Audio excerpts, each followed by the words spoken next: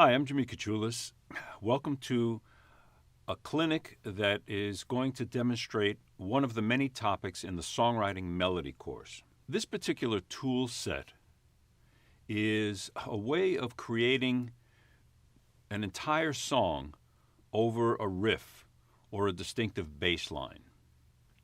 The technical term for this is counterpoint, but don't let that put you off. It's basically the interaction of your vocal melody with a melody that's being played on an instrument.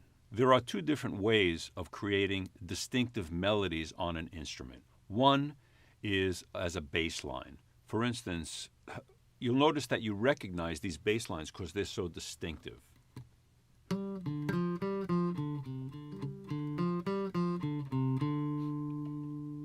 Or this bass line.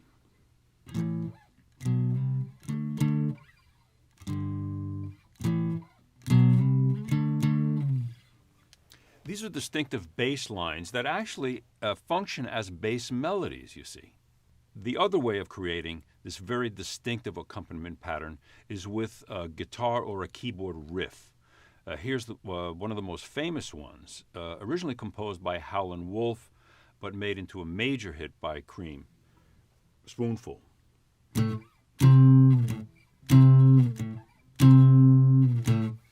Notice that this is not a bass line in a regular sense of the word, that it covers chord changes and things like that, but it is a very distinctive melody. This is the first step in creating what is technically called counterpoint. You create a very distinctive melody on your instrument, whether it's a bass line or whether it's a riff on a guitar or a keyboard. Once you've created that, then you learn how to create different types of vocal melodies on top of that riff. And this becomes part of your compositional toolkit as a songwriter. Now, as a songwriting process, after you've created your distinctive bass or guitar riff, and you've experimented with the different types of counterpoint to sing on top of it, notice the way a song is put together. And it's very simple, actually. If you sing parallel counterpoint with the riff, whether it's this riff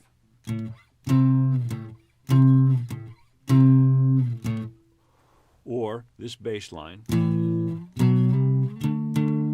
we know that the parallel counterpoint produces a tremendous amount of emphasis and is virtually only used for titles. And so the process of creating the full song is fairly simple.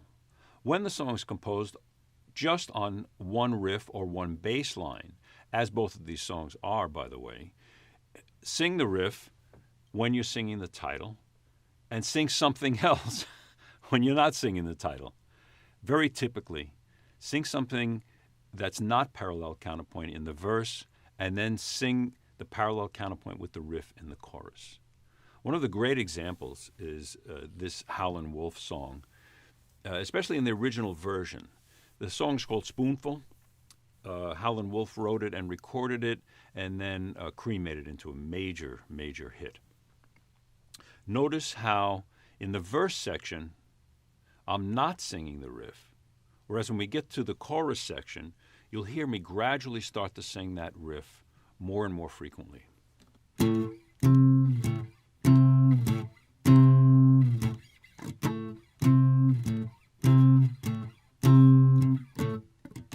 It could be a spoonful of coffee, could be a spoonful of tea, just a little spoon of your precious love, you know it's gonna satisfy me. Men lie about that spoonful, men cry about that spoonful, men die about that spoonful, that spoon, that spoon, that spoonful. So you can hear the difference in the verse where I'm not singing the riff and that powerful chorus where everything is basically singing the riff at the same time. I hope you enjoyed this survey of the specific topic from the Songwriting Melody course called Counterpoint, the use of two different melodies, an instrumental melody with a vocal melody. It's a very powerful songwriting tool and can be applied in any style at all. For more tools like this, how to use melody to bring out the feeling of your song, check out the Songwriting Melody course at Berklee Online.